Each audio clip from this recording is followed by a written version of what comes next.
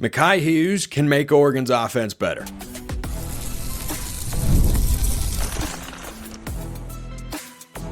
You are Locked On Ducks, your daily podcast on the Oregon Ducks. Part of the Locked On Podcast Network, your team every day. Yes, it is that time once again for Locked On Ducks. I'm your host, Spencer McLaughlin. Thank you so much for making this your first listen or your first view of the day, part of the Locked On Podcast Network, your team every day and your number one source to stay up to date with the Ducks. Thoughts on Jared Curtis now that his commitment date is set, coming from Brian Smith later on today's show. And Dana Altman's going to have a busy offseason ahead of him.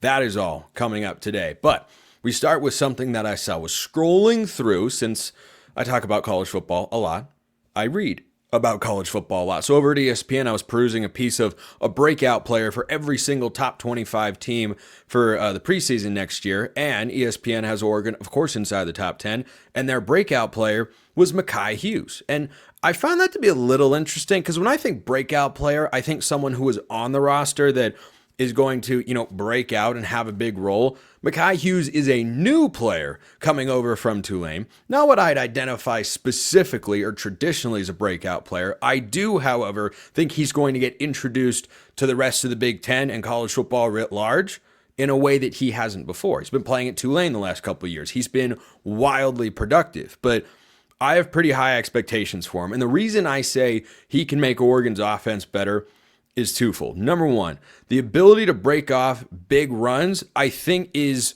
greater with Hughes than it was with Jordan James. I don't know that he's on Bucky Irving's level of explosiveness, or, you think of LaMichael James and his big runs and breaking with that speed to the second level.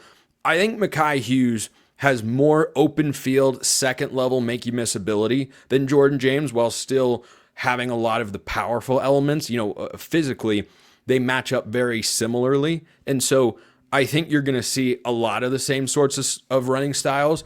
I do think he's got a little bit more shiftiness, like Jordan James would run through you. I think of that Michigan State game when James went for, it's like 150 yards or so in the first half, and Oregon was up, was it 24-0? I don't even remember. It was a lot to a little at the half against the Spartans, and Jordan James was running wild. But the most memorable Jordan James run is in that game. He had an outside zone to the right. He was in the open field, got a great block from Johnny Cornelius and the rest of the Oregon offense. Here comes a DB, boom, truck stick. Makhi Hughes might not have that level of a hit stick in him, but what he does have is a little bit more shiftiness. So you bring that to the table in a way that Jordan James didn't, and maybe, just maybe, Oregon could break a few more long runs, because I've mentioned this before, but Oregon's running game quietly has regressed each of the last 2 years under Dan Lanning. I'd like to see it get back, not necessarily to the 2022 level, because I hope Dante Moore and the receiving core find good chemistry and are a big part of what Oregon does offensively. And with Will Stein's system, I think they will be. But, for them to have had lower rushing totals on a per game basis each of the last 2 years, I don't think is a testament to what Oregon's been lacking in the running back room, or lacking with the offensive line, or lacking with the offensive scheme specifically. I think it's been a combination of the three. The O-line took a while to settle in. Will Stein runs a lot of RPO concepts, so maybe the running backs don't get as much of a chance. But the second reason I think Hughes can elevate Oregon's offense with the ground game is that he might be relied upon more than Oregon running backs were a season ago, or in 2023 for that matter. There are always going to be a lot of RPO options in Will Stein's offense, so maybe it winds up being the same. But you might see more straight runs called because they don't want Dante Moore to be doing as much as Dylan Gabriel and Bo Nix were last season. Now, if he's ready for it, then hey, great. The offense has been really good over the last couple of seasons. But if you need to turn to Makhi Hughes more than you did Jordan James, he's going to be able to handle that workload. 2 years at Tulane. He's a true junior coming into this season. He might be one and done with the Ducks and then go to the NFL, because the last 2 years with the Green Wave, he's been really productive, but he's been a bell cow back. And Jordan James, I think, had all of those sorts of traits this past year as well. But if you get to a point where we're wanting to work Dante Moore into the fold a little bit more slowly and not have him throw the ball 30 or 35 times a game, instead have him throw it, closer to 25 or in the low 20s per game even, if they're able to against some opponents, that's all good and fine. But you have to have a guy that can carry you. Now, this is why running back depth matters as well. And I think Noah Whittington is as solid of a number 2 back as you are going to find. And in the second half of last year in particular, I thought he was really good. But for Makhi Hughes, I expect him to have a 1,000 plus yard season. So this past year, Jordan James ran for 1,267 yards, 15 touchdowns, which is how many Hughes ran for over at Tulane, and 5.4 yards a carry. Now, compare that to Hughes, who had just over 1,400 yards, 15 touchdowns, 5.3 yards a carry. Now, on the one hand, in a worse conference, the American, Hughes had roughly the same yards per carry, 5.4 to 5.3. But on the other hand, whose offensive line you think had more talent? Might depend on the game in terms of what kind of running lanes he'll have to go through, but I think he can be over that 5 yards per carry threshold. And look, maybe stepping up to the Big Ten, he's not able to handle the same workload and he fades a bit as the season goes on. I've seen crazier things happen with running backs before, but volume is something that he is very capable of handling, or at least he's proven that so far in his career. And the productivity has just been at such a high level. You know, he ran for 1,378 yards in his first year, 1,401 yards his second year. He went from 7 touchdowns to 15 touchdowns. And I just wonder if he can get more of those explosive runs, because that's something that in the first few weeks, Oregon was lacking. And then as the year went on, you know, the running game was good. It was solid, but they didn't have a lot of plays that, you know, were home run hitters on the ground. You know, their explosive plays tended to come from the perimeter weapons. Now, it's because they had great guys on the perimeter, but I also think that was a function of the offensive line being just okay in the run blocking department, and also a function of Jordan James is just not a home run hitter at running back. Now, I don't think that Makhi Hughes is LaMichael James, DeAnthony Thomas, or Tony Brooks James, or anybody like that.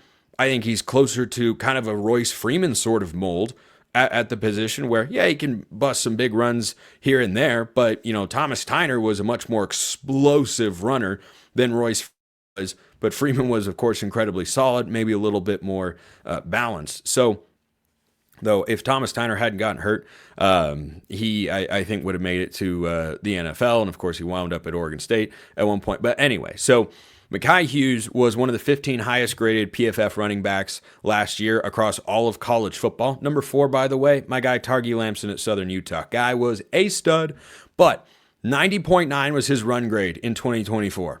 Really good. Doesn't matter your position, getting a run grade over 90.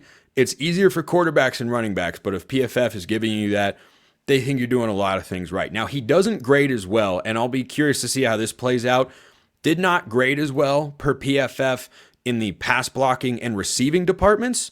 So maybe that's an area where Noah Whittington gets more involved, is maybe first and second down, you see a lot of Makhi Hughes, and 3rd and 4 or less, you see a lot of Hughes. But maybe if you get into 3rd and 7, 3rd and 8 situation, maybe that's where you see more Noah Whittington and there's more of a rotation. Or maybe that's an opportunity for a Jaden Lamar to work himself into the fold, who's, you know, not played consistently over the last couple of years, but clearly has the confidence of the staff to be the number 3 back and has thrown some pretty good blocks from time to time when he has gotten into the game. So I like Makhi Hughes a lot. I think at the very least, statistically, I expect him to be right around where Jordan James was this past year. I think he's capable of going over it if that offensive line is able to gel quicker than they did a season ago. But how are you feeling about the running back room and the ground game writ large? You let me know in the comments below. Hit me up on Twitter. All that good stuff. Oregon is going after the top quarterback in the class of 2026, and we've got a commitment date. So what now? First, this episode brought to you by Supply House. Get the supplies you need from the site made for the skilled trades, Supply House. Whether you're in plumbing, HVAC, or electrical work, Supply House is the reliable way to order products online. Their easy-to-use website is packed with helpful resources and the latest production info to help you get the job done right. Plus, with a complete inventory of over 200,000 parts from over 400 top brands, you'll find exactly what you need, delivered fast from coast to coast. Need help with an order? Supply House offers expert support and industry-leading service, so you'll always talk to a real person. And for trade pros looking for an extra edge, their free Trademaster program offers exclusive perks like a dedicated phone line, free shipping, and discounts on every order. Join the Trademaster program today at supplyhouse.com/TM and start ordering plumbing, HVAC, and electrical supplies with just a few clicks. Plus, use promo code SH5 for 5% off your first order. That's supplyhouse.com. I caught up with Brian Smith over on Locked On College Football about five-star quarterback Jared Curtis because he's got a commitment date. So what happens now? Here's what Brian thinks. Oh, massive news yesterday. Huge news for Jared Curtis, the number one quarterback in the class of 2026. We know which day he's going to commit. Brian Smith, longtime recruiting guru, joining me here on the show, also host of Locked On, the portal on YouTube and wherever you get your podcasts. So this has kind of become the norm, hasn't it, Brian, that we latch on to kids' social media accounts. There was a countdown clock on Jared Curtis's Instagram story, and everyone was waiting, what's going to happen? What's it going to be? And he was announcing a commitment date of May 5th for arguably, and in my view, the number one quarterback in the class of 2026. So let's just go right to the point. This is down to Oregon and Georgia. He's made that clear for quite a long time. Do you think between now and then that list could expand? It's possible. I doubt it because remember now, he committed to the Dogs originally, very, very early. I highly doubt from being around Jared that he wants to do this 3 times. So he's probably narrowed it down to those 2. And barring a coach randomly this spring leaving either Georgia or Oregon, I think it'll be those programs. The only way this changes down the line, again, coaches. As we always talk about here on the show when I come on, kids pick coaches, not schools, more often than not. So if a coach leaves one of those programs and he's committed to them later, that's all bets are off. But I highly doubt that's going to happen at UGA or Oregon at this point. So Ducks or Dogs. Yeah, Ducks or Dogs, which is, we'll call it mildly ironic, given that Dan Lanning is Kirby Smart's protege since he was his defensive coordinator over there before getting the head coaching job with the Ducks. But obviously between now and May, those 2 staffs are full court press into getting Jared Curtis. Now, the interesting thing is both have been tied at one point or another to other quarterbacks in the 2026 cycle as well. Georgia had a visit from an Oklahoma commit. Oregon has been tied to Ryder Lyons, who's looking at a variety of schools, mostly West Coast based, but others have gotten in the mix like Michigan as well. So between now and May 5th, what are these staffs doing to try to get him to pick their school on that day? I think it's just reiterating why they wanted him in the first place and why that Oregon is the place or Georgia is the place. If you really deviate course at this point, it's not going to work. His camp and the people around him are too smart for that. So I don't look for any shenanigans or anything unique. You just got to pitch who you are and pitch culture and pitch relationships. There is no special elixir here. I hope that he figures it out because it's probably gut-wrenching to figure, where am I going to spend the next 3 or 4 years of my college career at, try to get the NFL and all that. And hopefully it is early May. He doesn't have to back up the date, but I really don't think it's going to change all that much. So you've covered recruiting for a long time. In your experience talking to coaches with this stuff and trying, to get players to commit and whatnot, how often do you talk to a kid? How often do you just text him? How often do you call him? Do you try and get him out on another visit? Do you think that will happen? Like now that you have this window of, just over a month to try to get a kid to pick your school who you've already developed a relationship with over the last couple of years, what is it like for those staffs between now and then? Well, Georgia's got the one edge that they're closer. If he wanted to take a trip, he can get in his car.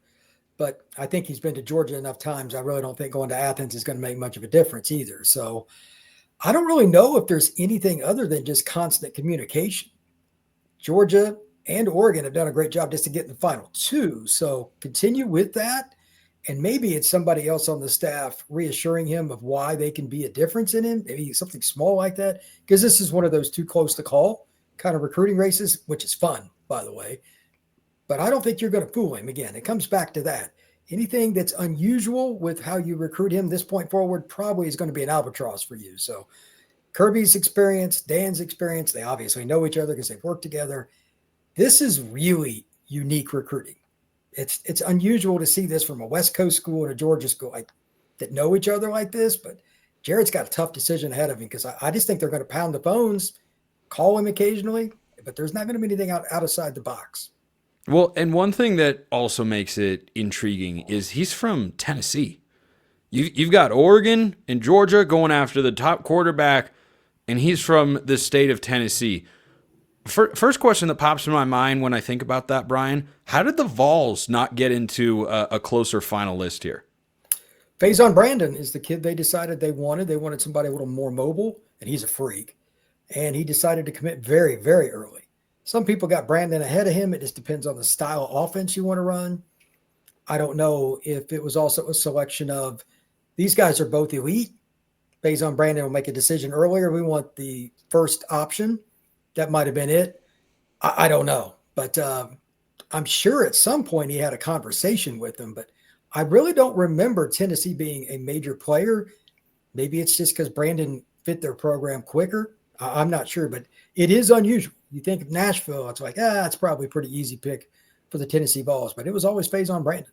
Yeah, and the interesting thing with what you just said is that I don't look at Jared Curtis and think of him as an immobile guy. Now, he's not, running around there like Jalen Milroe, where he's, borderline running quarterback, but I don't watch his film and say, oh, he's just going to sit in the pocket and slice and dice. You're like, no, he moves well. He can make plays on the run. I mean, he's 6'4", 6'5", in that sort of range, 220, 230. He could bulk up even more. I mean, I've always looked at him and saw Josh Allen. That's what I think of when I look at Jared Curtis. And, the power schools let Josh Allen slip through the cracks one time, and he wound up at Wyoming. I don't think that's ever going to really happen again. Yeah, that was a really unusual circumstance. I don't know what it is, but unless you've seen Faison Brandon live, it's kind of hard to explain, but they are different quarterbacks. There's an athlete and then there's that. So Jared is more further advanced in terms of his passing acumen, but it's not like Faison Brandon can't swing it too. So it just depends on what you want. This is a great quarterback class. In most years, there wouldn't be much discussion. There's usually a clear guy. There are 3 or 4 guys this year that could be number one, Brandon being one, Curtis being another, but the Ducks, they're lucky to be in on a kid. Again, just them alone. Getting a kid out of Tennessee that's a 5-star is weird for a school on the West Coast. But as I've said on your show many times, for the Ducks, that's kind of their thing. They're random. Yep. When it comes to recruiting, and by leaps and bounds. So of any state school especially, they are the most unusual when it comes to recruiting. So it's fascinating just from that perspective. I don't know where he's going to go, and I'm not sure anybody does, especially since he's not making a quick decision after both of those 4-day visits to Athens and to Eugene. Unfortunately for the Bulldogs, once again in the offseason, Brian, there are storylines about reckless driving incidents that are popping up, and this is a multi-year issue at this point for Kirby Smart and company, and I hope for his sake and for the sake of everybody down there, he's able to get it under control, but that's a negative headline for the Bulldogs program, and Oregon doesn't have an equivalent of that on the other side. Do you think that sort of news plays into Jared Curtis's decision at all, or is that, some guys are just doing some dumb stuff and driving reckless, and I'm not going to do any of that? Does that factor into his calculation at all, you think? For the recruits, as a general rule, the answer is no. The question is, how do the parents feel about it? And that is an internal deal. I know the players you're talking about. I actually spoke to somebody that was part of the recruitment of one of those 2 guys earlier today. But look, some parents won't allow it. At some point, it's going to hurt Georgia. It's just a matter of which recruiter recruits it is. I can't answer that second part, and that's the critical aspect of it. But yeah, Georgia is going to get hammered with negative recruiting. That is common. And it's probably already started. You just can't have guys racing cars and all that stuff, especially after somebody actually died. So will that be a factor? I don't know. And again, Dan used to work with Kirby. That would be a little awkward if they use negative recruiting on that. I don't think that's going to be a part of it, but other schools will. And you don't even have to because it's all over social media. So it's something to think about. It certainly didn't help Georgia's cause, that's for sure. So we'll see what happens, but I'd love to know the backstory to that after signing day. That's for sure. Always enjoy hearing what Brian has to say, and I always enjoy talking hoops because there's a lot to get to. I mean, a lot to get to for Dana Altman right now. First, this episode brought to you by Monarch Money. Ever check your bank account and wonder, where did all my money go between dining out, online shopping, and entertainment? It's easy to lose track. That's where Monarch Money comes in. Your personal CFO giving you full visibility and control over your finances. Monarch Money isn't just a budgeting app. It's a complete financial command center, so you can track all your accounts, investments, and spending in one place. So you stop just managing your money and start building wealth. All-in-one convenience is what you want in your life. That's what they give you. Instead of juggling multiple apps, you can use Monarch to check your finances, track spending, and even plan long-term goals. Take control of your finances with Monarch Money. Use code LOCKEDONCollege at monarchmoney.com for 50% off your first year. That's monarchmoney.com, code LOCKEDONCollege for half off your first year, monarchmoney.com. The NCAA tournament is here, and so is the Bracket Breakdown. Locked On Podcast Network and Amazon Fire TV channels are teaming up to deliver NCAA tournament coverage like never before. Watch studio shows featuring former players and Locked On's local experts as they guide you through every upset, buzzer beater, and bracket matchup. Stream it all for free on Amazon Fire TV channel. Search Bracket Breakdown to see it all for free. It's your team every day. So I have a bunch of basketball thoughts here, a bunch of hoops thoughts for Dana Altman and company. So let's crank them out here to wrap up today's show. So this is going to be a really busy offseason for the Ducks. I mean really busy. If it hasn't already gotten busy by the time you're listening to or watch this show, it's going to in the coming weeks. You're going to hear about visits. I'm going to talk about one in a moment that's scheduled. You're going to hear about potential transfer additions. Guys are flocking into the portal all over the country. There are a lot of options, but Oregon went into the portal, I think found good role players or starters a season ago, and they are going to do that again 100%. And they have to in order to get themselves back into the tournament, because Oregon only brought in one 2025 recruit, and that was J.J. Frakes, a shooting guard who doesn't carry with him a ton of cachet or, a big fancy flashy recruiting profile. I mean, he's 6'5" and he can certainly shoot the basketball, but I mean, overall, don't think he's coming in and starting at shooting guard right away. Maybe a little bit more of a developmental piece. Now, when Oregon's coaching staff kind of got back together when Tony Stubblefield returned, I expected the recruiting to also kind of stabilize and get back to, what it had been before he departed. Now, there were still some great classes. Of course, the one with Shellstad, Evans, and Mookie Cook most notably. And Mookie Cook, by the way, said he expects to come back. He was a defensive specialist, and he was really good at it this past year. His offensive game feels like it's far away. We don't know if he's going to return to the Ducks, but we'll see what that decision is. And again, I'm recording this segment a little bit ahead of time, so maybe we'll know by then, maybe we won't. But Oregon's got Kendra Harrison right now in the class of 2026. Now remember, he's a football player. He's a football player, so he could show up early, I suppose, and be a part of the team. But for next season, not expecting Kendra Harrison to work himself into the fold. Like, even if he enrolled super early as a 2026 recruit, sometimes kids that sign in December get to campus right away. I don't think he's just going to work himself into game shape and into the rotation right away. So Oregon has a lot of portal work to do here, because you were losing TJ Bamba, you were losing Brandon Angel, you're losing Supreme Cook, Keyshawn Bartholomew, and Raheem Moss, who, Moss and Cook had their roles kind of fade as the year went on. Dana Altman tightened the rotations a bit. That's what most coaches do as you get to tournament time. But those five guys combined for 35 points and 14 rebounds a game. You got to replace it somewhere. You got to find it. I don't know where you're looking, but certainly they're going to go into the portal. I'd expect at least 3 portal additions at some point, at least, to replace that crop of guys. Now, maybe Jamari Phillips is able to fill the Keyshawn Bartholomew role before he settled into being a starter. Maybe he settles in and he's a starter next year. He barely played this past year, but Phillips can be a tough shot maker, which is what Keyshawn Bartholomew was, instant offense, and I think Phillips can be that sort of guy, but he is wildly unproven just because he was, down the depth chart this year on a really deep and talented Oregon team. So one guy to know about is Paul Mbia, Mbia. I don't know. He's I don't know what the proper pronunciation is. It's spelled Mbya, and he's giving me N'Faly Dante vibes here. So Mbia, we'll just call him Paul.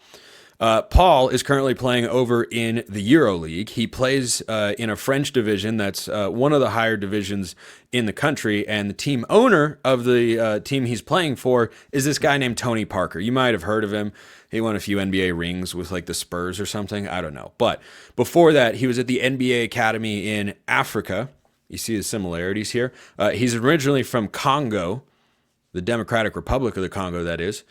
He has a 7'4" wingspan. He's raw. He's athletic. He's new to basketball. He is 6'10", 260 pounds. Who does this remind you of?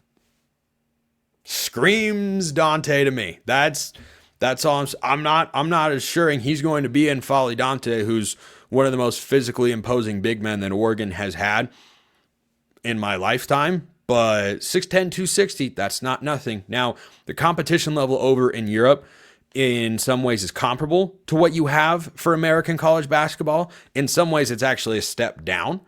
In some ways, it kind of depends on where you're playing, because there are different levels to leagues, and teams get promoted and relegated. But, you know, there are guys playing over in Europe professionally that were just kind of solid mid-major college players. I actually have a friend of mine who has played over in Spain for many years. He played at St. Mary's. He's a good player at St. Mary's. Really good shooter. He's played in Spain for like 7 years or so. 6. I've lost track at this point. He's coming up on a decade or so of playing over there. And he was a good mid-major player for the Gales. You know, not someone that's tearing it up for Duke or North Carolina or anything like that. But he's been able to carve out a really, really successful professional career. I bring that up to say that the level of play you're dealing with, it can really fluctuate. It can really depend. Still, traits are traits, which is mostly what you're looking at with high school recruits anyway. And 6'10", 260, there are a lot of schools that are looking at him. Texas Tech, my alma mater, Santa Clara, is interested. There are others as well. But a while back, he either had a visit scheduled to Oregon, or that might have already taken place. I wasn't able to find anything to confirm that, but this is someone that Oregon is considering as the important information. And he had a game a while back in the France U21 League. 28 points, 13 rebounds, and 6 blocks. Not bad. Not bad. Now, what would be curious, what I'm curious to see if he winds up picking the Ducks, what's his timeline for being an impact guy? And also what's happening with Nate Biddle? Because if Biddle comes back, that's your starting center, no questions about it. If he could be the backup for a year and then start next season, that would be a timeline I'd feel a lot more comfortable with, I think, given that he's still a little bit newer to the game. Obviously capable of producing in some way, but you're going to face a lot higher skill level and, you know, guys that are also really physical, that are 6'10" with 7-foot plus wingspans and such, when you come and play in the Big Ten and go against teams from other conferences. So curious to see what happens there. That's a name to keep an eye on. I'm not aware of any right now that are being tied to Oregon, but these are going to start to pop up. These are going to start to pop up because you can't just, you know, go with what you have on your roster when 2 of them were 4 of them actually were transfers, 3 of whom were actually, you know, impactful throughout the course of the entire year. 35 points and about 14 rebounds a game. That's what Oregon has to go find, either from the bench or from the portal.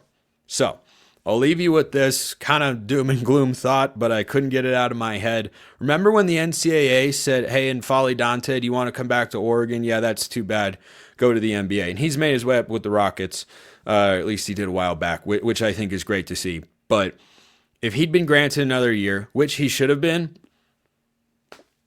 does Awaka push around N'Faly Dante like he did Nate Biddle? Nope. You don't push around Dante like that. And does Dante score as easily as Nate Biddle does? Nope. So it might be a different game in a couple ways, but I saw Dante score a lot in the previous year in Oregon's NCAA tournament run, and I unfortunately had that thought, like, man, Dante's there, Oregon probably wins that game, which stinks. It's always what if with Oregon. Always the bridesmaid, never the bride. That's kind of the rule here for Duck fans. But and in Paul, just keep an eye on Paul Mbia. You know, I don't know what the proper pronunciation is. I hope that we start to figure it out, because next in Folly Dante, I'd be here for it. Appreciate everyone listening. I'll see you next time. Have a wonderful rest of your day, and go Ducks.